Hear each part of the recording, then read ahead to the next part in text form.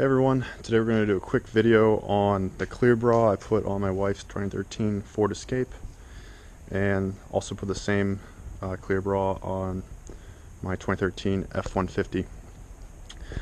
So living here in Alaska, they put gravel and rocks down on the roads to help improve traction.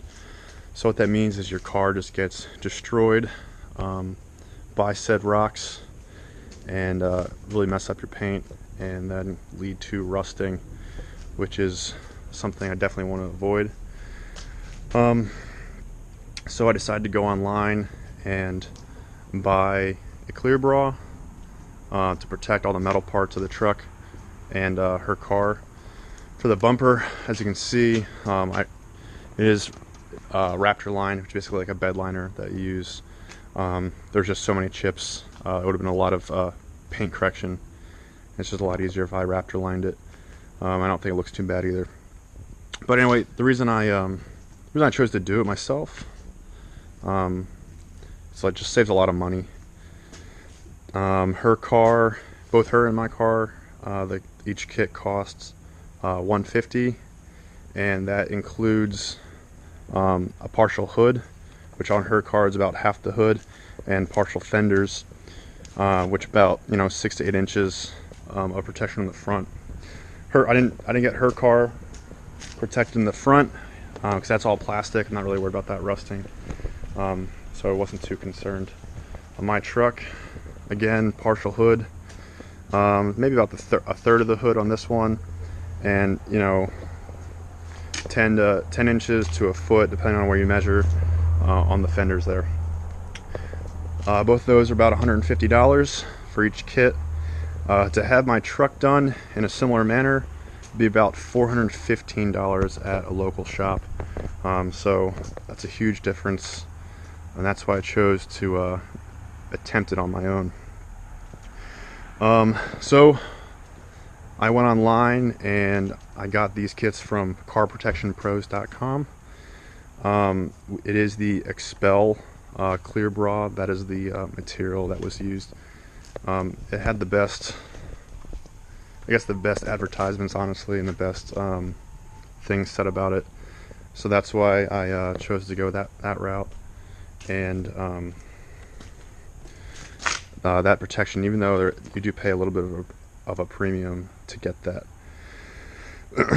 So this was a little bit more difficult than I was initially expecting.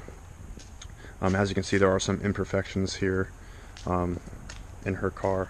I'll just go over those. So doing fenders, super easy because it doesn't require you to stretch, manipulate the material much.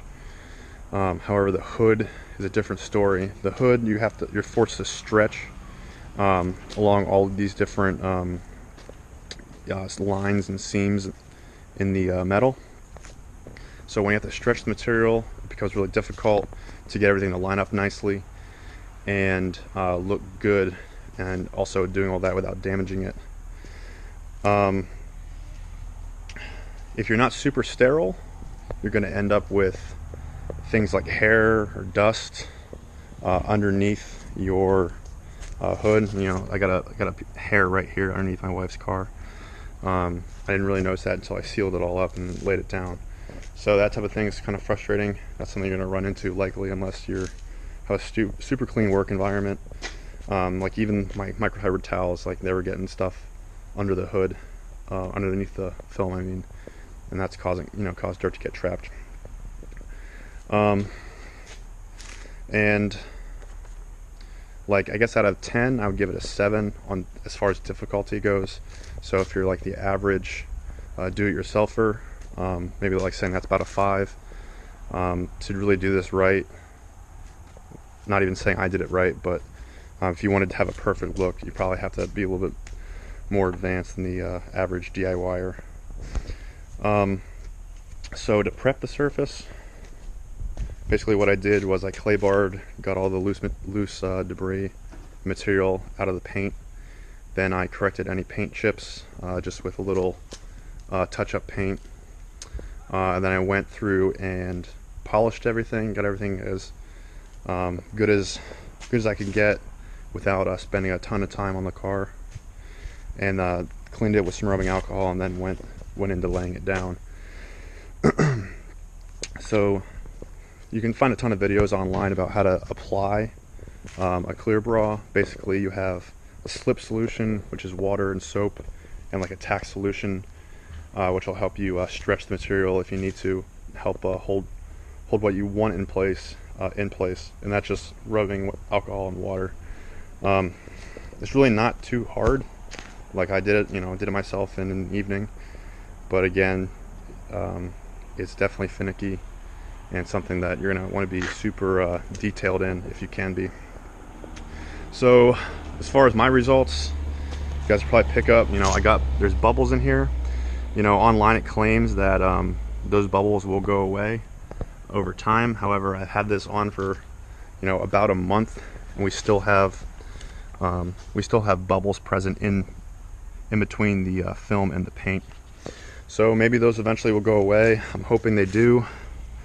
When I was putting this on in the garage, I couldn't really see them because the light, the way it was shining, just didn't really show them. But I have dozens all over. I'm hoping those get cleaned up. The biggest issue on my wife's car, though, is right here. I have some buildup, too much material here that it couldn't stretch out. I might have to go through and cut that to try to clean it up or something. Still haven't decided what I want to do about that, but as you can see, it doesn't really look too good. So I'm a little unhappy with that. But going on to my truck, a similar scenario, getting everything, the hood put on, had to stretch it all, so it was kind of difficult. And when you do that stretch, you end up with more material some places than you want it. My biggest problem area is right here next to this grill trim. As you can see, I had to cut a little bit out. There's 3 bubbles that formed, as you can see. After, the day after, a couple days after I had applied this. So dirt got under there. So when I went back and sealed it up, obviously there's some dirt trapped. And this center bubble right here was so bad, I had to actually cut it out. So that way more stuff wouldn't get under it and mess up the clear bra. I really didn't want it to extend, mess things up. But overall, the vehicles are protected now. The metal's protected from those rock chips, at least the high probability areas that would get hit by rocks. Like I said before, I did not do my wife's bumper just because it's made out of plastic, and I don't really care if that gets chipped up. I can just touch that up with some paint, but I don't want little rock chips to turn into rust, because I want these vehicles to last, obviously. Also, doing her bumper has tons of contoured lines and different weird shapes, so that'd be a real pain. And even the F-150's bumper, that would also be pretty difficult with the curves and different lines. Like I said before, the dozens of rock chips I had in that as well. So I recommend doing this if you are a little bit better than the average DIYer, I guess. But just know that it's not the easiest thing in the world. You might have some imperfections compared to if you had it done professionally. But in the long run, I think it's definitely worth it to avoid your hood starting to rust out, or just have those annoying rock chips that are clearly visible. But alright guys, let me know if you have any questions. I'll put links in the description so you can see where I got this stuff. Thanks for watching.